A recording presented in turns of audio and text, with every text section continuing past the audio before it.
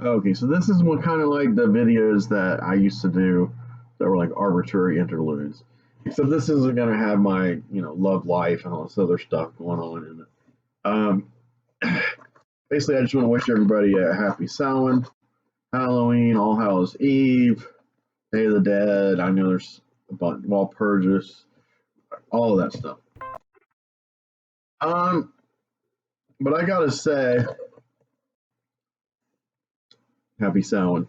That's the one I'm doing this year. One year for Christmas, which I don't observe, I did Happy Kwanzaa to everybody. I gave Kwanzaa cards to everyone because they had an overload of Kwanzaa cards at Barnes and Noble where I worked, and they gave, so I took some. They were free.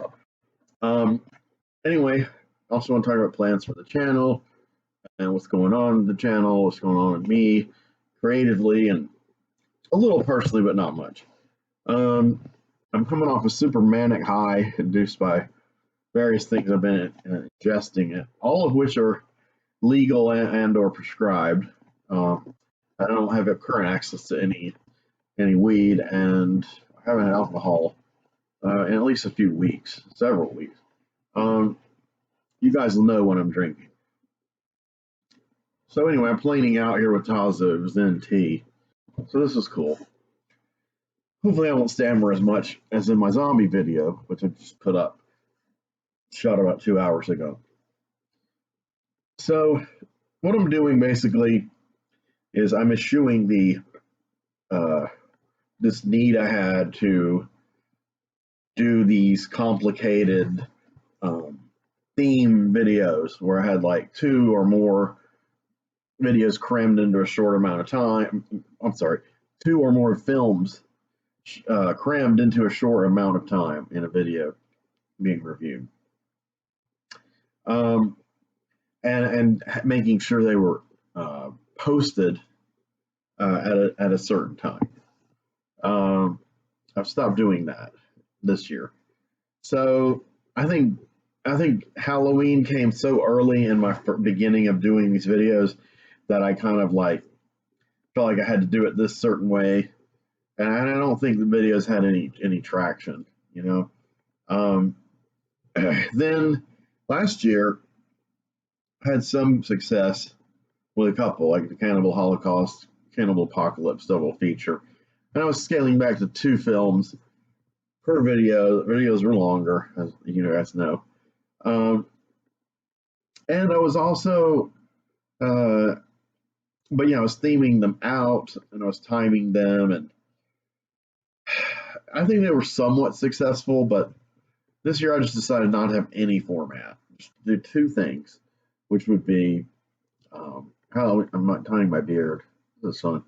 Halloween streams, things I watch on free streaming outlets, platforms, what have you, and Halloween discs. So I don't know how many Halloween discs I'll do. Maybe just a couple. Where they'll be, it'll be Blu-rays or DVDs, I'm reviewing that are Halloween appropriate. The only one right now I know for certain I'm doing is Last Man on Earth in the next several days.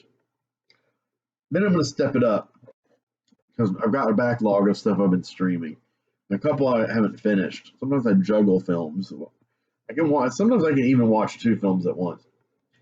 I had 2 films I was getting back to intermittently that turned out to be very thematically. I knew they were thematically similar, but turned out to be kind of eerily contrasted. I could compare contrast these 2 videos, like down to like the characters, the structure, the themes. It was kind of spooky, but I mean they both come from a sub genre that was very popular in Europe during the 1960s. I mean 1970s, excuse me. And I'm going to do that double feature. Hopefully that will be my next Blue review. I needed to think about it a little more and do a little more research tonight before I'm kind of geared up to do it. So, as fate would have it, I received the zombie set from Tim Tolbert. So I did an unboxing review of that. It's kind of embarrassing. I'm over the top, off the chain, off the hook. You can apply any slang, metaphorical phrase that you want to my state of mind, my behavior, and my performance in front of this camera. I don't want everyone to know I am very self-aware about all of this. I do say a lot of things that are tongue in cheek, and a lot of things that on here and in real life, in other words, not virtually, like on YouTube, where I say things that people cannot tell if I'm serious or joking. And they usually get it reversed. And then there are things I say that are humorous that really are kind of in jokes to me, but they'll pop up at a certain occasion. So, a lot of comedy is timing. I'm not trying to be a comedian, though I've been asked many times, what are you the comedian? Are you the comedian of this store?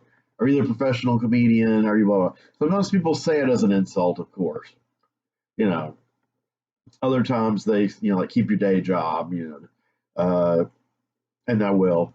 Or sometimes they say it as a compliment, like I am funny, and they appreciate it. And sometimes they're like, you are funny, but I don't appreciate it because you're a smart ass. So I'll quips kind of come out of me a lot at work now. I'm on this certain cocktail medication. I've always been this way, but it's a part of me that really kind of has only kind of sparingly, sporadically been kind of peppered through the last 20, 25 years of my life. But in my current job, it's so redolent of my first job ever, where I really was like that a lot, that I'm doing it again. And it really actually customers like it, most of them. I make a lot of obscure references, and I make a lot of kind of intellectual highfalutin references for bringing up someone's items at my job. And then I sneak into some really acidic political commentary, and I always have this fear, or expectation, let's put it that way, that someone will take exception or get offended. Oddly, I would say all but one customer that I've done that to has stepped up and knew what I was alluding to, and agreed with me, show some solidarity, and now I'm even getting, the radical leftists on YouTube that I follow, like Revolutionary Blackout Network, which is probably the best leftist channel on YouTube, period. Jimmy Dore, I think, would be a close second. But RBN has it wrapped up. And as they call it, mutual aid. In other words, we're not going to get the rescue packages that the rest of the world got for COVID. We didn't get any of that. We didn't get universal basic income. And we didn't get any of the things that the Justice Democrats have on their manifesto. And I've read it in detail. And a really, really astute YouTuber that I just really love to death is Sabrina Salvati, who she said is not related. I asked her if she's related to Sergio Salvati, who shot the film Zombie and several other films. She's master cinematographer. And she said she's actually been asked that before. And they actually did one episode on South Korean cinema and how the themes are relating to the state of the world right now, how things are going. Of course, they cited Parasite. They talked about a few other movies. They didn't do their Old Boy in there. I can't remember the other ones, 2 or 3 other movies, but I think 2 of them I had not seen. I was familiar with all of them. And I interacted a bit with Sabrina, our Sabby Sabs, as her channel's called. Anybody who has a name like Sabbath, like Black Sabbath, is cool with me. And it was great. I'm on the same wavelength as a lot of these people. but I talk to people in the chats, and I'm becoming known for things I say or my views. And I don't know if that is a validation, like a self-validation thing for me, or an affirmation that I'm not alone in these views that seem so, gauche and radical and hard to stomach by a lot of people. But I'm finding more of the common man and woman that of all races and all genders and all ages. That's what's a trip. That come to my place of work to buy things, and they are all dissatisfied with what is happening in the world, um, and it's touching. And one woman the other day, she was buying Rao's spaghetti sauce.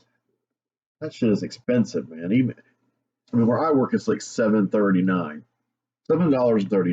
for a 20-ounce or 24-ounce bottle of spaghetti sauce. No way in hell I'm going to buy that. I'm on food stamps. You know what? I would say a good 25% of my customers and rising is on stamps and similar benefits because we can't survive with the jobs that we have. Um, I would say I have a good minimum wage right now. Finally, first time in my life. But the cost of living is so astronomical that it isn't a living wage. And the government refuses to federalize, mandate that every state has the wage that I currently have. Um, and they failed. And the progressives and the squad and people like that, they lied to us. The Justice Democrats put forth radical, not to me, but some of it even to me, radical, uh, what's the word, referendum, manifesto, what they wanted to accomplish by getting their people into the Democratic Party and electing them to office.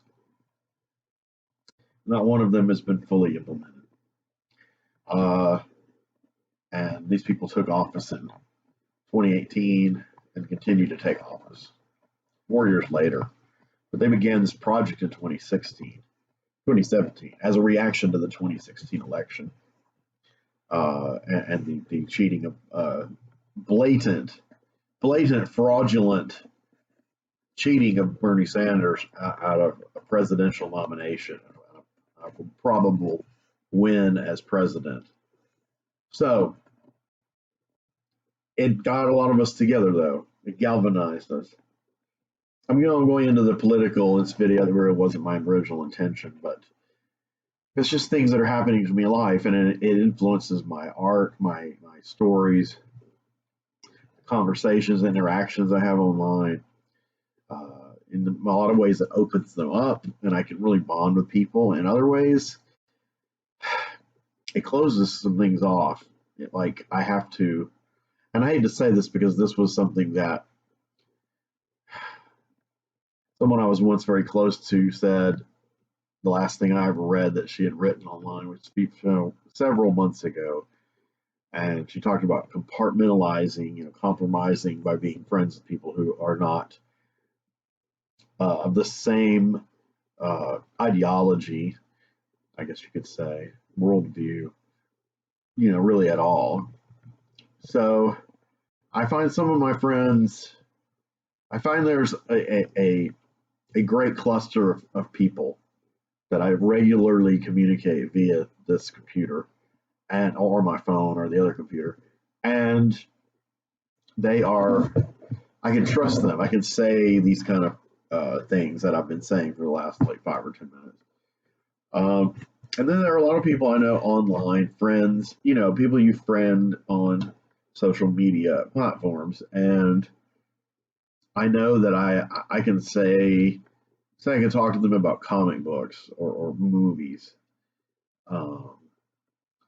I can't talk to them about elections or political parties or any of that stuff that I have accumulated this vast knowledge of since 2015. That's when I became re-radicalized. I was already radicalized for quite a while, many years, but I became re-radicalized, and a lot of that is due to the internet and realizing that there were people out there who were asking the same questions, having the same needs, the same problems and issues, uh, wanting the same things to change positively for, just to put it bluntly, the masses, of which I am one. And so I was galvanized. I was a little bit radicalized in 2008 with Obama. But I didn't realize it wasn't real. But it really changed, it really touched my soul. But then I lost track of it. I lost the fervor. But the Bernie coalition changed everything. It changed the world. I mean, I'm not going to give him more credit than he deserves.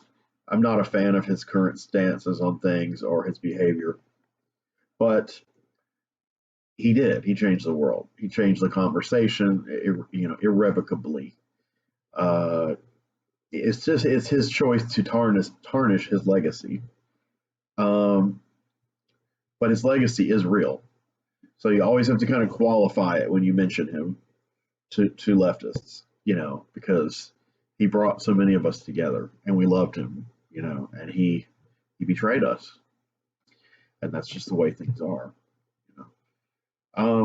So as for this channel, I'm contrary to what I'm saying now, I'm not going to start another political show in 2022, but I feel almost certain I will in 2023. So I expect my subscriber count to probably drop. The people who subscribe to me on YouTube seem more open-minded and tolerant of things I say than people on Facebook, do. I would say a lot of my list, I have almost 5,000 friends on Facebook, and they come and go in clusters because occasionally I will mention these topics, and it triggers a lot of people. Now, you may ask why are my friends on Facebook upset about this en masse? I do a lot of networking or try to, not as much as I did at one time when I was a member of the Comic Book Artists Guild, which was based out of New York and Connecticut. I did an enormous amount of networking then. And then when I was a part of my ex-wife's channel, it was kind of an umbrella for projects and interviews and reviews. And I networked a lot through that. But when that all fell apart, because of her life choices, I pretty much was kind of on my own, and I had picked Flickr Street back up shortly before then. So I had a net, a mental safety net, a venue for my creativity, and I could do it alone, like all alone, because that's how I was before I met Rachel, my ex-girlfriend, who introduced me into the Comic Book Artists Guild and that scene. So that's the path I've been on. But I got on Facebook in 2008. So I used that venue from the beginning to friend as many people who are in this industry, and when I say industry, I mainly mean the comic book industry, and by extension, the film industry and the music industry. So people who are in the arts, who are networking, who are trying to work their way up, mainly independent-minded people, or people without many resources, who are creating this great stuff in their living rooms like this, or in their basement, or in their parents' basement, because you know how Gen X people are. We took a while to get out of the parents' basement, just like millennials are doing. So I do not cast aspersions on millennials for that, like conservatives do, liberals do, or slagging millennials for these things. I like millennials. They're a much more hopeful generation than mine. But my generation is the coolest overall, Gen X. But anyway, I'm always going to think that. And not because it's mine, but because I look at the arc of history. I mean, the baby boomer generation produced some timeless art and statements and social change, no doubt. They were going to save the world. Something happened, and I'm still reading and listening and talking to people much older than me who, as to why it failed, the inevitability of it failing. I know it's all going to fail, but it's not going to stop me from this being on this path. I have friends who are deeply close to that know all this, and they're just not on this path. I mean, they know all this. We can talk about this intellectually and in a friendly way. And some of them are of the previous generation, and but they're not on the path to, using creativity to change anything. It's a hard state of things, and that's okay. If I want to try to save the world, I'm going to save all of my friends. I'm not just going to save the ones that are helping me do it. So that's my path, and I know it sounds kind of vague, but on Facebook, there are a lot of people in those industries who are very reactionary, and they have become programmed into neoliberalism as their lifestyle, their worldview, and they don't know how to unhook from partisan thinking and binary thinking, and they don't know how to tell a liberal from a leftist or a socialist. They do not understand this. They can't understand the difference between a liberal and a neoliberal, and that's okay. But to be combative toward a fellow artist because you haven't done the research and you don't know what's going on in your own culture, in your own world that affects you directly, financially, or life every day, you and your family and your children. If you don't care to do that, don't take it out on me. Fuck you. That's how I feel about it. So that's why there's a big disconnect on Facebook with talking about this kind of stuff. And a mild one on YouTube, which is, I guess, out of fear for it happening. It does hurt my feelings when people do that. That's just because I'm a sensitive person. I'm a moon child, and it's inevitable that I'll feel that way. But it doesn't last. It's not a personal thing. It's a thing where a person feels that they fit in. They fit into a certain scene or tribe or political party or cult, and you cannot cast aspersions at those things, the thing that they're a part of. You cannot criticize it. You cannot try to improve it. You can't do anything. You can't try to free them from it. It is cult-like behavior, and many people exhibit it. And so I have to kind of use some kind of ideological litmus test. It's not a purity test. A lot of people, neoliberals, say those kind of things. It's not the perfect is the enemy of the good. We're not trying to be perfect, but we're trying to progress. And I don't use the term progressive anymore to describe myself or anyone that is aligned with me. We are not progressives because progressives, liberals, are vastly to the right wing of what we want. They are pro-censorship, pro-war, and have dragged their feet or given up altogether on bringing socialized programs to Americans who desperately need it. So, they don't have to be my enemies. They can be my friends, collaborators, artistically, whatever. People I hang out with, maybe, but I don't really hang out with anybody. Only two people in person in Charlotte that I hang out with. And that's not like every single day or anything. But we're close. But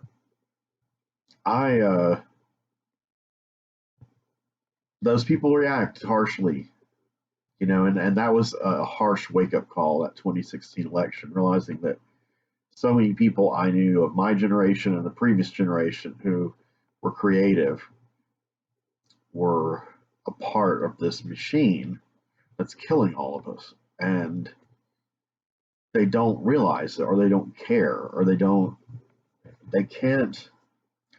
It's a way of thinking. It's like you have to have an epiphany. So I'm not a preacher. I'm not trying to convert people. I'm just sitting back and I'm hoping that they may come around. And I'm seeing that some of them are beginning to come around. Some of them are beginning to see behind this mask. It's slipping, and the elite are very gradually losing their hold on the human consciousness of the planet. And they know that. So they're desperately stepping up the attempts to make war and to censor voices. So anyway, I didn't think this was going to turn into a dialectic or whatever. So the plans for the channel are basically, yes, as many blue reviews as I can do this month, and they'll either be still stuttering because of all these drugs. They'll either be a Halloween streams episode or a Halloween discs episode. Not many of those, and then that's it. And then otherwise than that, I don't know if I'll do any political videos. Probably not after this for quite a while. But I am going to do a comic book series in 2023. I've already shot 5 episodes of it, and I don't think they really need to be updated. There will probably be 25 episodes altogether, each one a little under an hour, maybe 45 minutes. I can't remember how long they were. I think I cut myself off at 45 minutes on each one. But anyway, they're in the vault, so to speak. It's about a particular comic book series, and if people like it and I can cross over into the comic book scene on YouTube, which I don't know if I can or not, I don't know if I want to, but I do kind of, I will do more of those kind of things. I will do more series of in-depth reviews and give you information and knowledge about these comic book and contexts and comparison contrast to their adaptations, and follow the one entire run of a particular character or team or title. And I really want to kind of do this for posterity because I have so much knowledge in this area, and I have people who have encouraged me, like Tim Tolbert and Sean Lee Levin, who are like, yeah, man, you could talk about this and people will listen, the masses will listen. We'll see. But I'm going to do it eventually anyway, probably. As for Halloween itself, I've got one thing planned, but I may change it. It just depends on how timing goes. But I'm excited. I probably won't have time to do a proper zombie review, but I have sampled the Blu-ray of the movie. I watched the first 20 minutes or so. It is incredible. It looks amazing. It's just popping, man. Because I was praising the DVD when I first saw it. I mean, the VHS, that transfer, that restoration, I was praising that I saw in 1998. And of course, I got a similar DVD through Anchor Bay, maybe about 2003, and it looked equally incredible. I really haven't seen any other prints since then. I had not seen the Blue Underground revised print or restored print. I had not seen the Media Blasters version. And there's been several, because this is, Blue Underground holding the rights to Zombie. That's a gold mine. And it's good because it can help them bankroll and put out Blu-rays and DVDs of movies like Baba Yaga or Vampires with a Y, that people don't know as much about. And the need to be seen that are great, great, great genre films. So yeah, that's what's going on. So happy Halloween, happy Samhain, happy All Hallows Eve, All Saints Day, Day of the Dead. It's all good in the hood. So take care. I'll be back sometime soon.